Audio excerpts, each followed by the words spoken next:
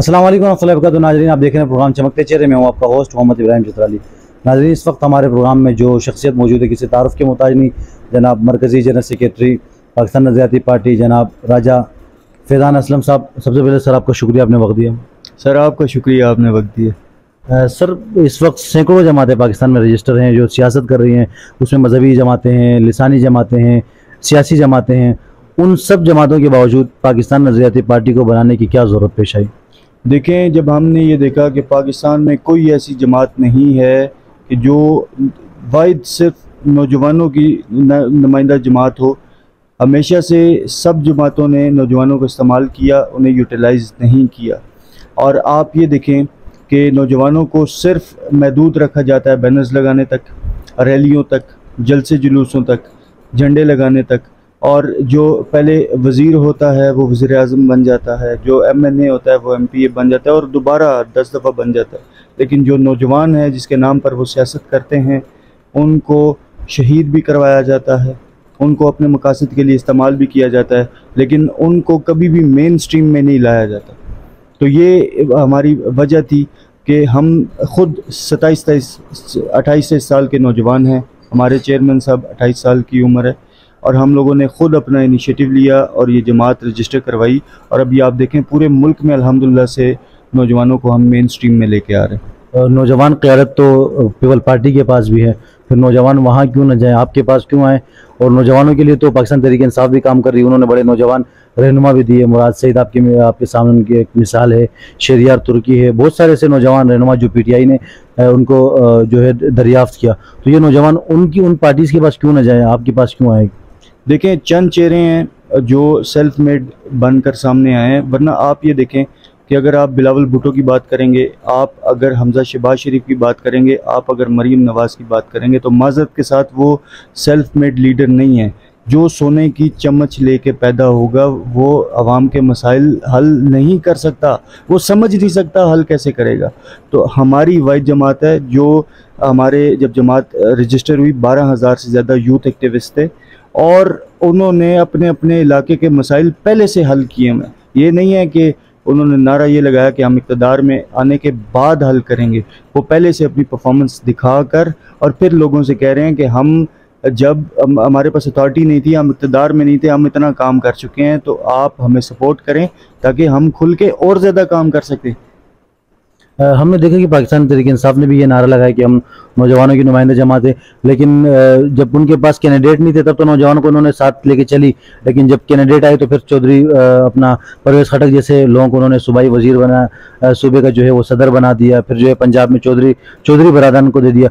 उमूमन पाकिस्तान का मिजाज है कि जब पार्टी नहीं बनती है तो वो कहती है कि हम नौजवानों की नुमाइंदा जमात है, लेकिन आगे जाके वो जो है वो सारे चौधरी वडेरे और खान नवाब जमा होते हैं। कि आपकी पार्टी में ऐसा तो नहीं होगा आइंदा जाके? सर देखें, उनके स्ट्रक्चर में और हमारे स्ट्रक्चर में बहुत ज़्यादा फ़र्क है। पाकिस्तान नज़रियाती पार्टी की सारी मरकज़ी काबीना जो भाग दौड़ खुद भी कर रही होती है अपने वर्कर के साथ, वो सारे नौजवान हैं। इस चीज़ का जो बेनिफिट है वो ये आता है कि हमारे जब पंजाब के इलेक्शन अनाउंस होते हैं, जो हुए नहीं 14 मई को, हमारे 129 MPA के कैंडिडेट हैं जो सारे यूथ एक्टिविस्ट हैं। अल्हम्दुलिल्लाह से सारे स्टूडेंट एक्टिविस्ट हैं जिनकी सारी स्ट्रगल ग्राउंड पे रही है 10-10, 12-12 साल की।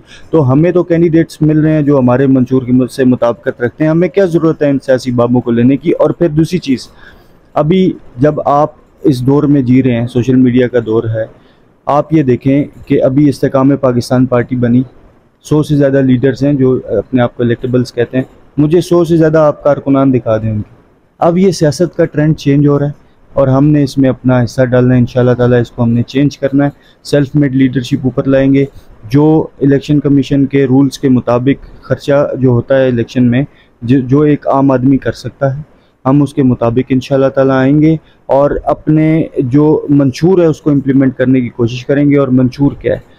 मंशूर ये है कि आम आदमी की जो ज़िंदगी है उसको बेहतर बनाना, कौम की तरक्की में अहम किरदार अदा करना, आइन साजी करके, कानून साजी करके। हमारे लोग गलियां पक्की करवाने, स्ट्रीट लाइट्स लगवाने असम्बली में नहीं आएंगे। हमारा एक बंदा आएगा, 2 बंदे आएंगे, 3 बंदे आएंगे।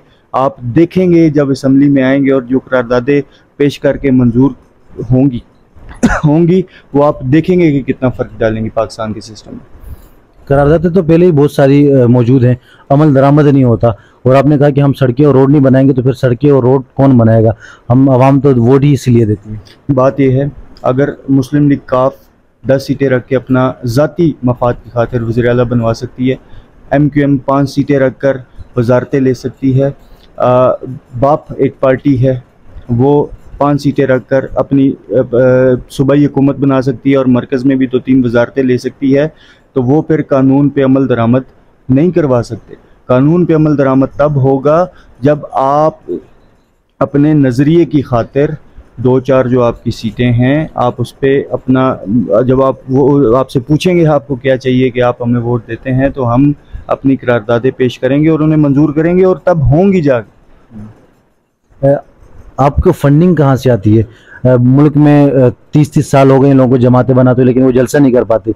आप जो है 1 साल हुए आपकी पार्टी को और पूरे मुल्क में जो है आप आफिया रिहाई की मुहिम चला रहे हैं और इस्तेकाम पाकिस्तान की जो तहरीक चला रहे हैं, इसकी फंडिंग कौन कर रहा है? देखें, हमारा जो स्टूडेंट पॉलिटिक्स का स्ट्रक्चर था इसको 8 से 10 साल हो चुके हैं अल्हम्दुलिल्लाह से, और ये सियासी जमात बनाने के बाद नहीं, पहले से हम ये सारे काम करते आ रहे हैं। हम बचपन से, जब हमारी दाढ़ी मूछ भी नहीं आई थी, हम तब से जलसा जुलूस रैलियाँ करते आ रहे हैं। और मैं आपको ये एक बात बताऊं कि हमारे पास अभी भी इतना बजट नहीं होता कि हम अब पूरे कराची शहर में जलसा कर रहे हैं। पैगाम अपना पहुंचा रहे हैं, 1-1 रुपये का पम्फलेट बनवा के हम वो पहुंचा रहे हैं लोगों तक, क्योंकि हम लाखों करोड़ों रुपए खर्चा करके बैनर्स नहीं बनवा सकते, ना तब बना सकते थे ना आज बना सकते हैं। लेकिन पैगाम पहुंचाने का ज़रिया हमारे पास सोशल मीडिया का भी है, पैगाम पहुंचाने का ज़रिया हमारे पास ये पम्फलेट्स हैं जो हम 1-1 रुपये के बना के, और कभी हमें ये डिस्काउंट इतना मिल जाता है कि 70 पैसे 80 पैसे में बना के हम अपना पैगाम हर फर्द तक पहुंचा रहे होते हैं। इतना हम कर सकते हैं। आप ये देखें कि पार्टी चलाने के लिए आपको किस चीज़ के लिए पैसा चाहिए होगा? जिस इलाके में हम जाते हैं, जहां हमें अल्हम्दुलिल्लाह से कैंडिडेट्स मिल रहे हैं, वो जलसा अपना खुद करते हैं, पार्टी उन्हें फंडिंग नहीं करती है। मेरा ओपन चैलेंज है, किसी भी बंदे से जाके पूछ लें कि पार्टी ने उसे आज तक फंड दिया हो। हमारा तो अकाउंट ही नहीं बना हुआ। हाँ, कुछ लोग हैं जो हमें सपोर्ट करते हैं, उनको हम कहते हैं भाई ये हमारे बैनर्स बनवा दें, ये हमारे फ्लैग्स बनवा दें। जो नज़रिए की खातिर सपोर्ट करते हैं हमें, उनको हमारे से बदले में उसके कुछ भी नहीं चाहिए। वो ख़ुद हमें कहते हैं कि हाँ भाई आप बताएं हमें, हम आपकी क्या हेल्प कर सकते हैं। कुछ हमारे ओवरसीज़ दोस्त हैं, वो सारी पार्टीज़ के पास होते हैं, तमाम जमातें इस तरह से चलती हैं। तो इस तरीके से हमारा अल्हम्दुलिल्लाह सिस्टम चल रहा है और आगे इन दोस्तों की तादाद में इजाफा होता जाएगा और इसी तरह से मामला चलते रहेंगे। सोशल मीडिया की जिस तरह आपने बात की, सोशल मीडिया में आता है कि पाकिस्तान नज़रियाती पार्टी और शहीद सियालवी को जो है वो तैयार किया जा रहा है, तो क्या वाकई इस बात में कितनी सदाकत है? तैयार जिनको किया जाता है उनका स्ट्रक्चर ना होते हुए भी उन्हें मीडिया कवरेज दी जाती है। अकेला बंदा बैठा होता है और उसे मीडिया कवरेज दी जाती है। हम जब जाते हैं अपन सबको इनवाइट करते हैं, मीडिया ग्रुप्स को, माइक्स तो आ जाते हैं, लेकिन प्रेस कॉन्फ्रेंस या जो भी हमारा बयानिया होता है नहीं चलता। तो जिनको तैयार किया जाता है उनको फिर ठीक तरीके से तैयार किया जाता है और उन्हें कहा जाता है, मीडिया वालों को भी, कि भाई ये अपना बेटा है, ये अपना बच्चा है, इसको मीडिया कवरेज भी आप दें। और फिर जलसे भी बड़े से बड़े वो तैयार होते हैं। हम तो गलियों में फिर के कैंपेन कर रहे हैं अल्हम्दुलिल्लाह से। हम सेल्फ मेड हैं और कभी भी हम ऐसा स्टेप नहीं लेंगे जिससे हमारे नज़रिए पर कंप्रोमाइज़ हो, अपने ज़मीर पे समझौता नहीं करेंगे इंशाअल्लाह ताला। बहुत सारे लोगों का ये भी कहना है कि बहुत जल्द जो है आपका भी वही हाल होगा जो PSP का हुआ, इसके बारे में आप क्या राय? मैं ये समझता हूँ कि जो किसी के कंधे पे चढ़कर आते हैं उनको गिराया भी इसी तरीके से जाता है। वो टोटली फेल हो चुकी है जमात। वो जिस तरीके से आए थे वो अब आवाम घास खाना छोड़ चुकी है। वो उनका बयानिया अच्छे तरीके से समझती है कि वो किसकी ज़बान बोल रहे हैं। पाकिस्तान नज़रियाती पार्टी दिन ब दिन ग्रो कर रही है, लोग ख़ुद रब्ता कर रहे हैं और कई दफ़ा ऐसा होता है कि हम लोगों से लोग संभाले नहीं जाते, ज़ाया हो जाता है। लेकिन अभी अल्हम्दुलिल्लाह से स्ट्रक्चर हमारा बहुत मजबूत हो चुका है, लोग दिन ब दिन ज्वाइन कर रहे हैं। हमारे पास अगले 2-2 महीने की डेट्स नहीं होती देने को, कि हम लोग जो लोगों को जलसा जो शमूलियत प्रोग्राम करवा रहे हैं उनको डेट्स नहीं होती हमारे पास देने को। 2-2 महीने तक हमारे शेड्यूल होते हैं प्रोग्राम।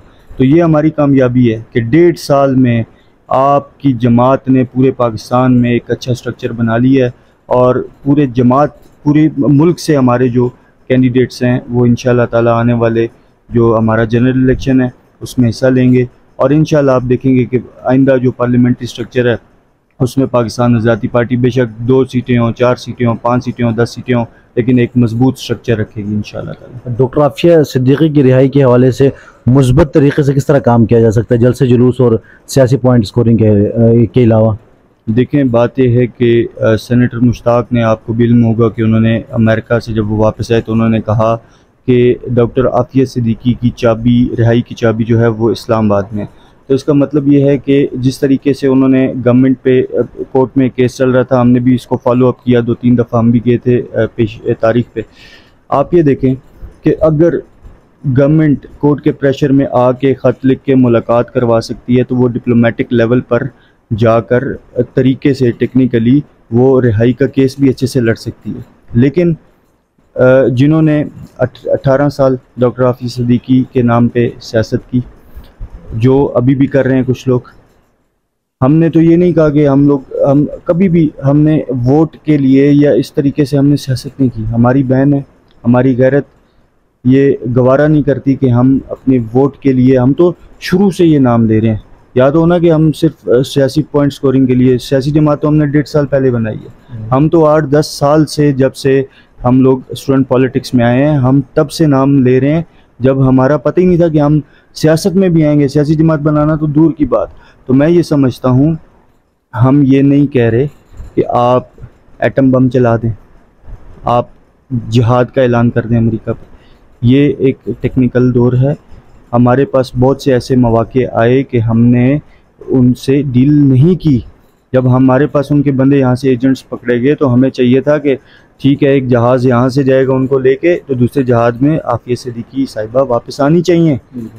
ये होती है आपकी डिप्लोमेटिक फतह, जो हम नहीं कर सके क्योंकि आपके मुल्क पे कर्जा है, आपके हुक्मरान बेगैरत हैं, वो ज़मीर पे समझौता करते देर नहीं लगाते। तो मैं समझता हूँ जब तक पाकिस्तान पे काबिल और ख़ुद मुख्तार लीडरशिप नहीं आएगी, डॉक्टर आफिया सिद्दीकी पाकिस्तान नहीं आएंगी। कौम को हकीकी मानों में उन लोगों का साथ देना चाहिए जो बाज़मीर हैं, जो बेगैरती की जो पॉलिसी है उस पर वो अमल दरामद नहीं करते, जो गैरतमंद लोग हैं उनको स्ट्रक्चर में लाना चाहिए, ताकि आपका सिर्फ ये डॉक्टर आफिया सिद्दीकी का मामला नहीं है, बहुत सारे और मामला हैं जिन पे आप अपने नज़रियात पर समझौता कर जाते हैं। कराची के मसाइल के ऊपर जमात इस्लामी भी अक्सर जलसे जुलूस करती है, जिस तरह के इलेक्ट्रिक का हमारे यहाँ मसला है, कम गिनती का मसला है कि हमें पूरा नहीं गिना जाता, इसके ऊपर MQM मुस्तकिल काम कर रही है, जमात इस्लामी काम कर रही है, तो पाकिस्तान आज़ादी पार्टी इसको किस तरह लेके चलेगी? देखें, जहाँ तक बात है MQM की, मैं नहीं समझता कि वो इस टाइम कोई भी ऐसा काम कर रही है कि जिससे कराची के मसाइल हल हों। वो टोटल अपने ज़ाती मफाद की खातिर सियासत कर रहे हैं। उसकी मिसाल आपके सामने मौजूद है कि वो पता नहीं किसका अलाकार बन के, लेकिन जब भी गवर्नमेंट चेंज होती है वो उनके साथ मिल जाते हैं, पता नहीं किसके कहने पर जाते हैं। लेकिन अगर वाकई ही कराची के मसाइल की खातिर वो कोई जंग लड़ रहे होते तो वो अपने मुतालबात में ये शामिल करते, वजारतें ना मांगते। दूसरी चीज़, जमात इस्लामी का जो मैंडेट चोरी किया गया अभी रिसेंट इलेक्शन में, हम उसकी मजम्मत करते हैं। मैंने पहले भी प्रेस कॉन्फ्रेंस में बात की कि जिसको अवाम मुंतखब करे, आपका हक नहीं बनता कि उसका मैंडेट आप चुराएं। ये असल वजह है हमारे भी सियासत में आने की। ये लोग हमारे ऊपर मुसल्लत थे, या तो हम टांग पे टांग रख के अपने ड्राइंग रूम में बैठे रहते, पाकिस्तान का बैच लगा के जी हम बड़े मुहब्बे वतन हैं, लेकिन अमली तौर पे हम कुछ ना कर रहे होते, या हमारे पास ऑप्शन था कि हम ग्राउंड पे निकलते और जिस तरीके से हमारे कुछ नज़राती दोस्त, कुछ नज़राती जमातों में इनके ख़िलाफ़ जदोजहद कर रहे हैं, हम भी अपना एक अलग स्ट्रक्चर बनाकर इनके ख़िलाफ़ जदोजहद करते। हमें ये ऑप्शन सूट किया और हम अब अमली तौर पे मैदान में हैं। और इंशाअल्लाह ताला जो कल जलसा होने जा रहा है उसमें हम कराची के जो मसाइल हैं, स्पेशली जो मरदमशुमारी का इशू है, आपकी जो ऑलमोस्ट 4 करोड़ के करीब आबादी है उसको इन्होंने कम किया हुआ है। कोटा सिस्टम का मसला है, सिंध से लोग ला कर जो है ना कराची में भर्ती किए जाते हैं, और जो कराची की आवाम है वो जो ये बाइक राइडिंग है और बाइकिया है, इनके लिए ये MPhil वालों के लिए बहुत अच्छी जॉब है। ये इस तरीके से कराची के हकूक़ पामाल किए गए। पाकिस्तान आज़ादी पार्टी इंशाअल्लाह ताला, ये देखें, मैं ये नहीं कहता कि मैं आप मसाइल हल करूँगा, नहीं, हम जदोजहद करेंगे, मेहनत हम करेंगे, कामयाबी अल्लाह ताला देंगे। नीयत पे हमारी मुनहसर है। इंशाअल्लाह ताला हमारा पास्ट रिकॉर्ड आप सारों के सामने है। अभी सोशल मीडिया का दौर है, अगर हम कोई गलत बात कर रहे हैं तो आवाम 1 मिनट में पकड़ भी लेती है। तो इंशाअल्लाह ताला हम ऐसी लीडरशिप ला रहे हैं सामने जो कराची के मसाइल से बखूबी वाकिफ़ है और सेल्फ मेड लीडरशिप है, जो ना झुकने वाली है ना बिकने वाली है। इंशाअल्लाह ताला अपनी कोशिश करेंगे, बाकी अपनी हमारी मेहनत है, अल्लाह ताला कामयाब। मेरा आखिरी सवाल है कि कराची को सूबा बनना चाहिए नहीं बनना चाहिए, इस पर पाकिस्तान आज़ादी पार्टी का क्या मौक़िफ़ है? पाकिस्तान आज़ादी पार्टी ने अपने मंशूर में बड़ा ही डिटेल इस चीज़ का जिक्र किया है कि हम एडमिनिस्ट्रेटिव डिवीज़न बनाएंगे जब भी अल्लाह ताला ने मौका दिया। पंजाब में आप ये देखें कि 14 करोड़ की अब आबादी हो चुकी है। पंजाब का मामला हो, सिंध का मामला हो या दीगर जो हमारे सूबे हैं बड़े, हमारा ये बिलीफ है कि इनको 2-2 करोड़ की या इस तरीके से डिवाइड करके आपके एडमिनिस्ट्रेटिव यूनिट्स बनने चाहिए। सूबे जितने छोटे होंगे उतने वेल तरीके से वो मैनेज हो सकेंगे।